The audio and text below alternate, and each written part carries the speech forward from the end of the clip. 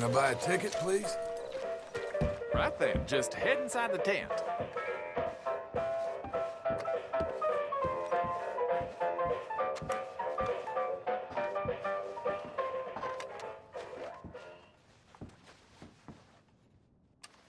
Greetings and salutations, gentlefolk. This here's the story about a young couple from the village of Annisburg that was courting a few years after the Revolutionary War. Courting in the woods, as you know young people want to do. Stealing away all sneaky-like. Girl by the name of Ethel Beauchard snuck out of the parlor one evening just as soon as her mother went out to hang clothes on the line from the washing. She met up on the road by her farm with a boy by the name of Eugene Hutton. Now, the Hutton boy was an athletic chap, like boxing, fishing, and swinging Indian clubs. It's quite singular to the story that he didn't seem all that inclined to go to war in the preceding years leading up. Well, they walked in the woods for a while. Pretty soon they lost their bearings and no longer knew the north from the south, nor east from west neither. Then they heard a low moaning sound.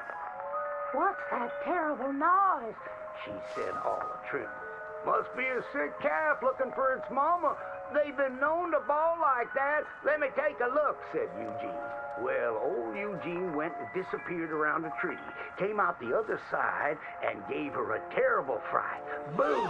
She let out a shriek, then went to chastising. You should be ashamed of yourself, Eugene Hutton, she said. Instead of giving a girl protection, you go carry on acting foolish and fresh like the Queen's prize jester. But right then and there, a chilly wind blew through and knocked off Eugene's hat. I need to get back home. My mama has a terrible temper. She's like to stomp up and down if she finds out we're missing. She is a fair, stout woman, Eugene noted. But just then, before this couple of miscreants could head home, they heard the sound of heavy wheels, groaning, and people marching. The cacophony grew closer and closer, and through the fog they could make out the shapes of ghost horses pulling spectral cannons, and dead soldiers marching as if their graves could no longer contain them, each wearing a vile red coat.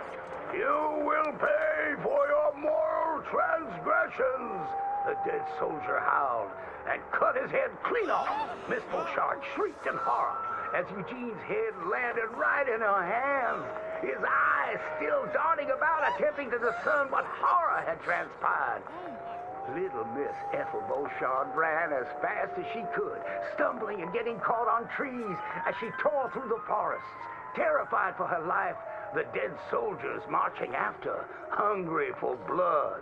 When she returned home, she told the people of the village that an army of the dead had taken Eugene within the confines of the fog. British soldiers who died protecting tyranny were rising from their graves as if to continue the fight for the demonic English. The townspeople erupted in fright and dismay until one doubter came forth and accused her of witchcraft.